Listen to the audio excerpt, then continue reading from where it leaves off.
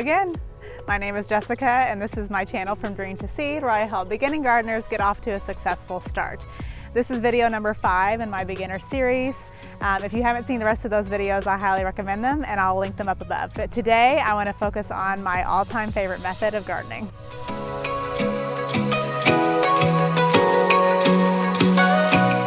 So many reasons why I love raised bed gardening and why I think that it's a really good option for most gardeners.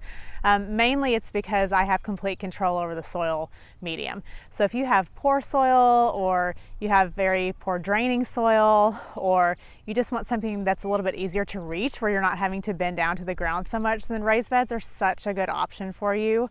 I love that I can put the best sort of medium that my vegetables and fruits really like to grow in. And so I can control what goes in these raised beds. I'm not having to fight with poor soil conditions and having to amend those every year. I can start with really good soil.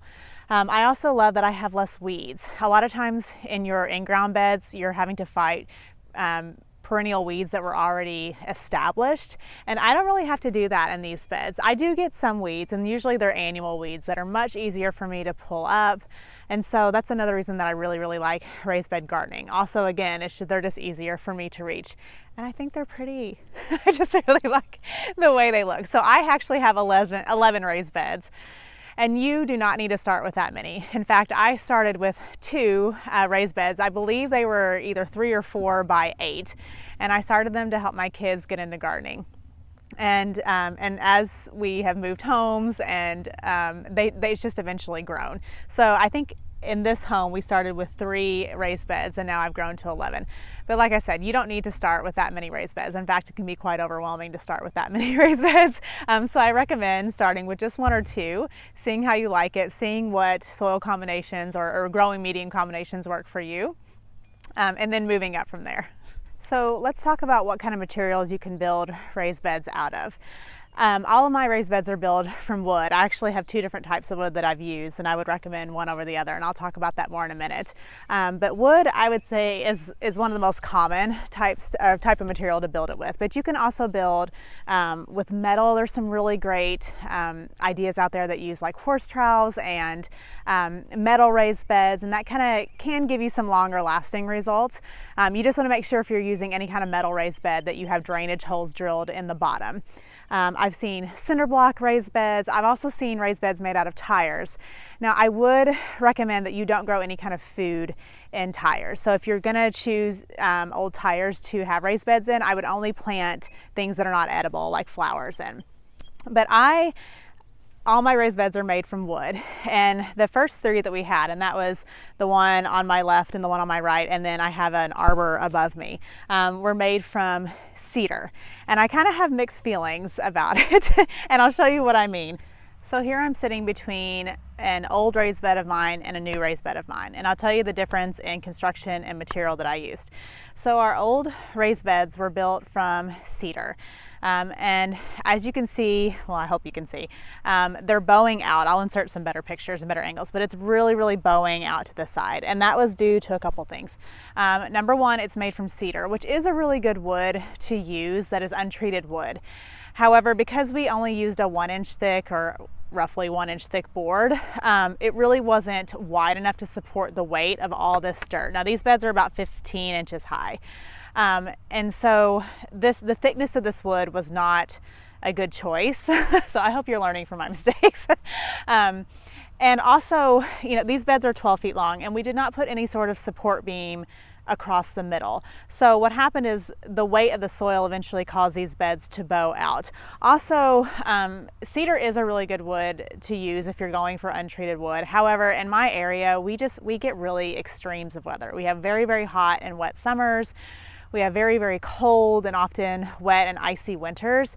And unfortunately, because the cedar isn't really ground rated, it just hasn't held up as well as I would like it to. So we're going to have to eventually replace these beds, actually probably within the next year or 2. So when we added our new beds, I did a few things differently. Number one, I went with a 2-inch thick board, and that has helped a ton. We also added, it's buried under the soil, but we also added a cross piece of wood that will help keep the wood from bowing outwards. And the third choice I made was to get a treated wood. Now, I know this is kind of a hotly debated topic on whether to use treated versus non-treated wood, but here are my thoughts. Any wood sold in the last decade is not going to be made of the things that people worry about, meaning copper arsenic, or I think it's called creosote.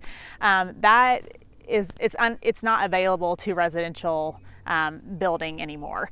So you can't buy those kind of things. Now, if you're using very, very old wood, like railroad ties or anything from like an extremely old property, you may run the risk of having that type of, it's a preservative that they would put in the wood. But nowadays they use much safer treatments. They use, let's see, it's another form of copper. I think it's called ACQ. There's a couple different forms of the copper, but I use copper sprays as organic sprays in my garden quite a bit. And from what I've researched, the copper isn't leaching enough into the soil for it to affect you or the plants. And the fact is, high amounts of copper in the soil are going to affect the health of the plants long before it's going to affect you.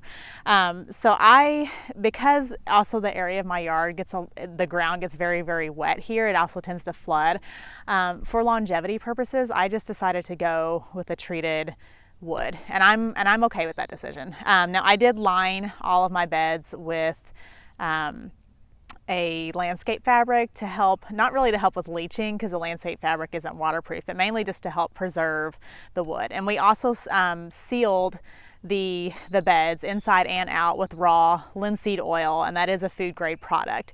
So I'm happy with how it turned out. That we've had these, they've sat over winter now, and they really these beds within 6 months had started to bow and to break down, whereas these have held up really, really well. I think I will go and brace some of the end pieces, but other than that, I've been really, really happy with having the treated wood beds.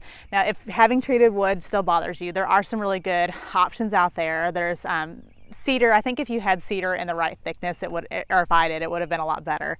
But there's also pine and redwood. Just know that with lumber prices right now, all wood is going to be really, really expensive. But having like those premium woods are going to cost you quite a bit. So let me show you one of my empty raised beds. This is actually empty because I'm going to be planting zucchini in it this weekend. But I thought maybe you'd be able to see some of the construction a little bit better. So like I said, I used a 2-inch board, and the height is really up to you. It just depends on how high you want your raised bed. Now, I would say you want a raised bed at least 12 inches high or higher. Anything lower than that, and you might run into issues if you're planting things that go deep into the ground, like tomatoes or potatoes or anything like that. So at least 12 inches. If you're doing just flowers and things like that, and you're doing 6 inches or below, you honestly don't even need wood. You could just create like a gradual hill using fill materials, which I'll talk about in a little bit. But anything 12 inches or up is great for vegetables. And so like I said, I think you can see a little bit of the liner that I put in. And as far as the width of the beds, you really don't want them any more than 4 feet across. And that's so that you are able to easily get into the center of your raised beds to weed or to plant or prune or whatever you need to do. So most of my beds are 3 feet across. I think in fact all of them are 3 feet across. And as far as the spacing between your beds, I could fit as many as I could in one space. Most of the walkways between my beds are about 2 feet. If you're wanting to get lawn equipment in between, if you have grass growing like I do, I actually would recommend 3. We have to weed eat in between all of our beds, which is kind of a pain, but it did allow us to get more raised beds in the area that I had. So now I'm going to talk a little bit about the fill of the raised beds. Now, if you have decent native soil, you can definitely mix native soil into your beds, but I would not recommend just putting native dirt into your beds, and there's a couple of reasons for that. In the ground, you have it's not boxed in like raised beds are. You have natural expansion and contraction of that soil during the seasons. When you're in a raised bed scenario, you're a little bit more boxed in, and you don't quite have that movement of the soil. So the soil, if it's just soil in your beds, it can get really, really, really rock hard. So if you have pretty good soil, meaning it's rich in color, it's well draining, it's not too heavy clay or heavy sand, you can definitely use some of your native soil in these beds. I would just really recommend mixing it with a lot of either peat moss or especially compost, and that will help it create a little bit more of a well draining medium for your plants. Now, as far as what to put underneath of your raised beds when you're just starting, I recommend cardboard. I didn't kill off the grass. Now we built all these beds in the fall.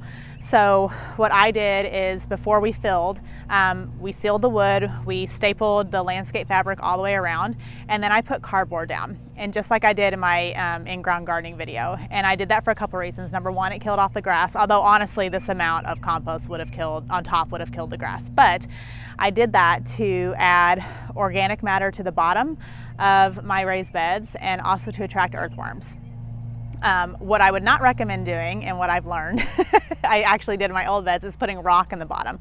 A lot of people will put rock in the bottom for a couple things. One, they feel like it will help create a better, the water will drain better. And unfortunately, that's just not true, because what happens is water does not like to move through contrasting soil medium. So if you go from a soil to a rock, the water is not going to drain right through that. What's going to happen is the water is going to completely saturate that soil level before it ever moves into the rock. So you're actually going to get even worse draining soil than you would if you didn't have the rocks there. Now you can create gradients, and I did that a little bit. I put, a local company had what they called a garden mix, and it's a mix of like topsoil, sand, and compost, I think. And I did lay just a really small layer of that at the bottom to kind of create a gradient between my hard clay soil and this really well draining compost. So I have a thin layer of a gradient, and I did that for that reason, so that I didn't have these stark contrasts of soil where the water wouldn't move through those easily. Now, if you're worried about burrowing pests like moles or voles or anything like that, rather than rock, what you can do is put a really fine grade of chicken wire underneath, and like just flat on the ground, and that will deter some of those burrowing pests from coming up underneath. So now let me show you a few of the different things that I have that I use for fill in my raised beds. So here are a few of the different bag mixes that I've used in my raised beds, and honestly I've used a bunch of different things. I kind of get what's on sale or what I can find the most of, and I'm also kind of experimenting to see what combination works the best in my garden. So I do have this raised bed mix from Miracle-Gro, and I really like it because it's kind of complete. You don't have to do any mixing, and I found mine on closeout. Otherwise it's a little bit expensive to do several raised beds with, and I have 11, so I definitely couldn't have filled all of my raised beds with this without spending a ton of money. But if you only have just a few raised beds, then I would suggest using this because it's just for the ease of it. It's really well draining, it's got a lot of organic material in it, so it's a good option if you only have a few raised beds, or if you don't mind spending the money for the convenience of it, I guess. So a couple other options and other things that I've used are the garden soil. Now this will say for in-ground use only. But what I'm doing is I'm mixing it with compost or with peat moss. And that creates a better draining medium for my plants to grow in. So you don't have to get the vegetables and herbs. I found this on sale. You can honestly just get the regular garden soil. You can also buy bag topsoil is a really good option as well, but I definitely would suggest mixing it with either bagged compost, or you can mix it with peat moss, and you can get these giant like 3 cubic foot things of peat moss for fairly cheap. I think I got all 3 of these at Lowe's. But the peat moss will really add a lot of organic material. It'll help the garden soil to drain better. So this is a really good option for you. And then a lot of my beds are honestly just filled with bulk compost. I found a place near me that sells bulk compost, and I just got several truckloads, and I mixed a lot of that compost and the compost that I make myself with either garden soil or topsoil. So in addition to the bag mixes I just showed you, there's other additives that you can add to your soil. There's worm castings, there's granular fertilizer that you can add, there's azomite, which is a rock dust that adds minerals to your soil. But for the sake of simplicity, especially for those of you that are new or beginners, you just want to make sure that your growing medium has a lot of organic matter in it, because the organic matter will definitely add nutrients in the soil by themselves. So a couple best practices that you want to implement when you're raised bed gardening are definitely mulching. You can mulch with pine needles, with straw, with wood chips, with undyed mulch, with compost. And I've used pretty much all of them, and I don't necessarily prefer one over the other. The leaves I usually use in the fall when I'm kind of putting my beds to sleep. And the reason I don't use them during these summers because they're just not as available. So, and they tend to blow away. I usually will, if I get a hold of leaves somehow, I'll pass over them with the lawnmower a few times and then wet them. But as a rule, I usually either mulch with compost or with pine needles. But mulching will definitely help keep your soil cool. It will keep the weeds down. It will allow you to water less, which is always really, really nice. So definitely mulch. And then, like I said, in the fall, I like to add a layer of chopped leaves onto my beds, and this will protect the soil over the harsh winter. The leaves will break down over the winter, and then usually by spring, they're pretty much broken down, and I can just kind of mix them into the soil. And then I like to also add a few inches of compost on top of my soil in the spring, and then I'll just add some organic granular fertilizer, and usually my beds are good to go until midsummer when I need to fertilize whatever I'm growing. Something else you can do that's a great benefit to your soil is to plant a cover crop. I actually did this when we just built these new raised beds. So we built them in early fall, and most of them I didn't plant out. We just kind of filled them, and I knew I wasn't going to plant until spring. So I didn't want them just sitting empty. You always want to be improving your soil in some way or another. So what I did is I decided to plant crimson clover, and that's a fairly common cover crop. So I planted it in early fall, excuse me. I let it grow, and it was pretty much established before winter. And then it sat all winter long, and in the spring I just pulled it up. And what that cover crop did was it added some nitrogen to my soil. Because it was brand new soil, it probably didn't have as much in the way of beneficial bacteria or things like that. Planting that cover crop was a way to kind of add life to brand new soil. I hope you enjoyed this video and got something out of it. I loved making it. I think I'm going to take a break before I do container gardening and do a spring garden tour. If that's something that you guys are interested in, let me know. I love showing off my garden. Maybe other people don't like seeing it. And just kind of show you what I've got planted, show you some of the crops that I really love to grow that are kind of my tried and true, and also some that I experimented with. So not all my beds are planted out. I will be finishing planting those probably this weekend if the weather cooperates. You never know in Indiana. But I think I will do a garden tour just to kind of show you my raised bed setup, show you some of my watering systems that I have, and show you what I'm planting this year. So give me a thumbs up if you like this video. I appreciate it. If you have any ideas for videos coming up, please let me know, and I will see you soon. Bye.